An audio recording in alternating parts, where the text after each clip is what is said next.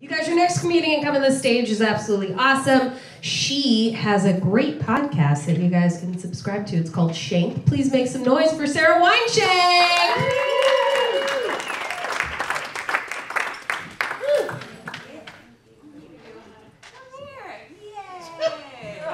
What's up, guys?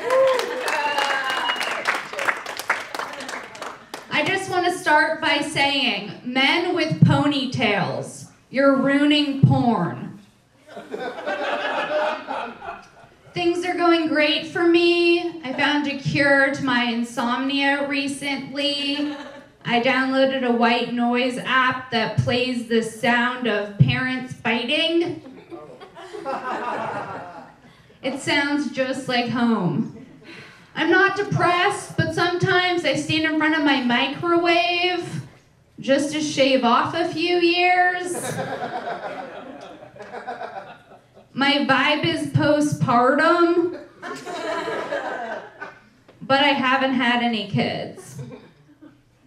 I think the Tar Pit would be a dope name for a heroin recovery center. I feel like there probably aren't too many murder mystery dinners in Compton. It's just true. Have you ever thought someone was normal until you looked at their toothbrush? It's like, how angry are you? Are you cleaning your grill after a barbecue? Or are you cleaning your grill after a barbecue? My roommate's been drinking a lot of bone broth recently, which disgusts me.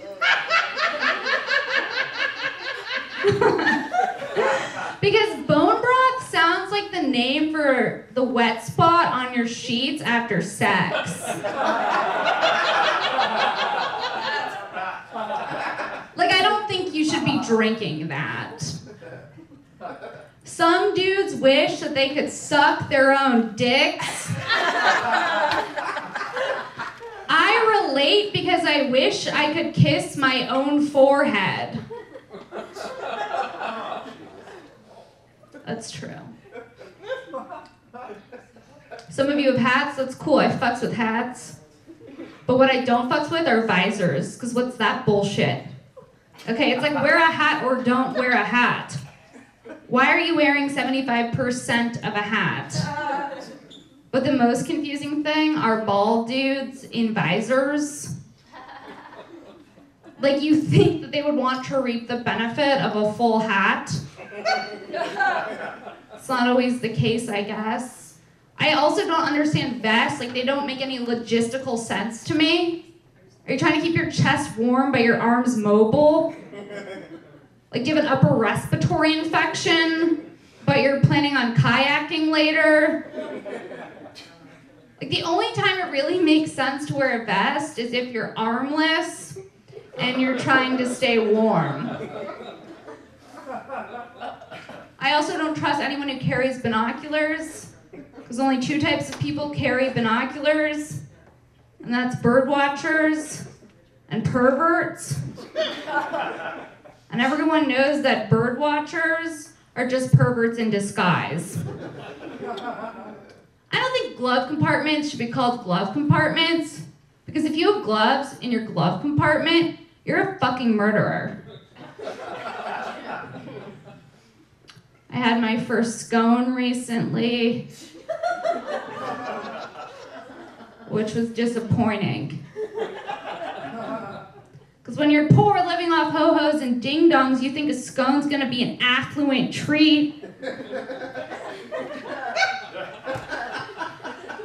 I was amped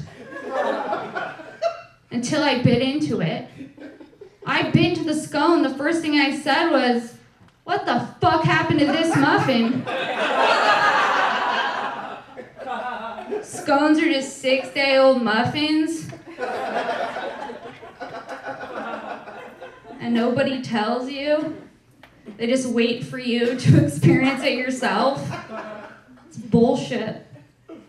I couldn't stop thinking about how in the 90s, if you wanted to catch your man cheating on you, you would have to scroll through his Rolodex.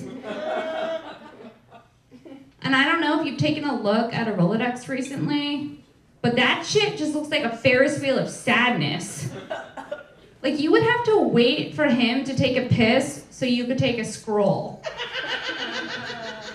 He'd be pissing, you'd be scrolling. He'd come out of the bathroom and say, "Babe, what the fuck I tell you about scrolling through my Rolodex?"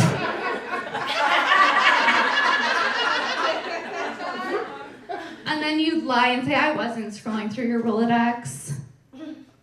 And you would both look down at the Rolodex, and one card would still be swaying from the velocity at which you were scrolling while he was pissing. Like, the only thing worse than getting caught scrolling through your man's Rolodex in '94 would be finding another Rolodex. A burner Rolodex.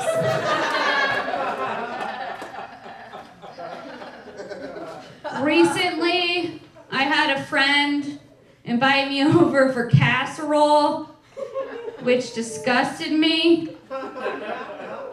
Because casserole's what poor people eat. That's for like families of 9 or more.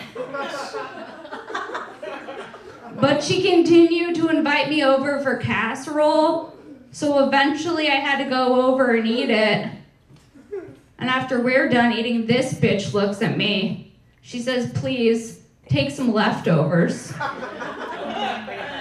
And the only thing worse than just straight up casserole is leftover casserole. And there's always leftovers. Like, that's part of what makes it a casserole.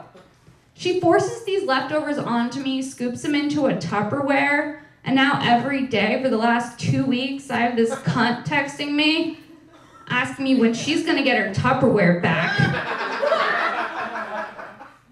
First of all, I don't know whether or not she realizes it, but the price of Tupperware has come down substantially.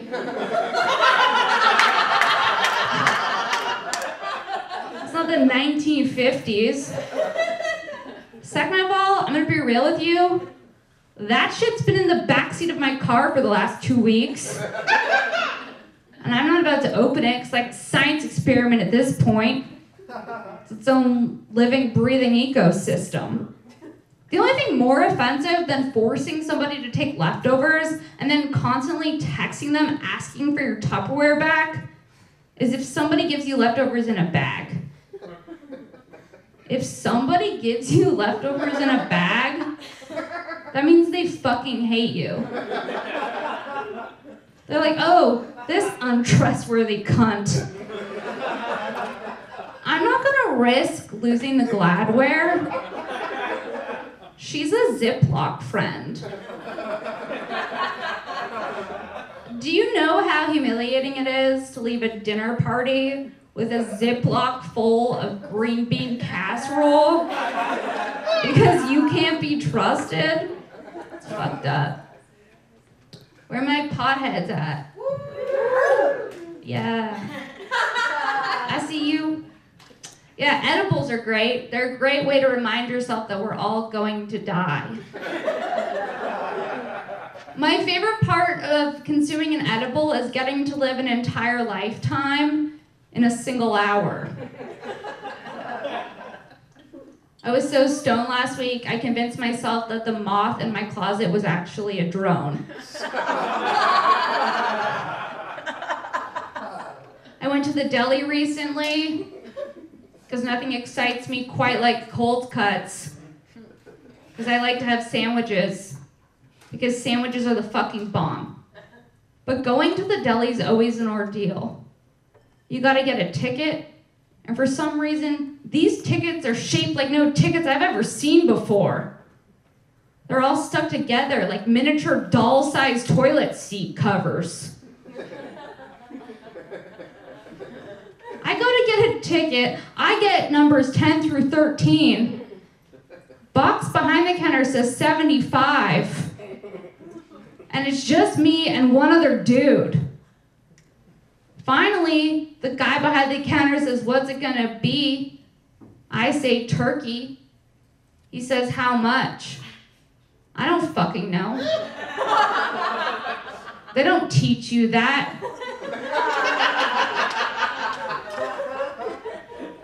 I just want enough. Enough so I don't have to come here and deal with all this. He's like, really, ma'am, what can I get you? I'm like, I don't know, fuck it. I'll take an eighth. I think that's it for me. Wait, how much time do I have left? You were? About to. Damn, I timed that shit well. Ladies is pimps too, you know what I mean? All right, thanks guys, I'm Sara Weinshenk.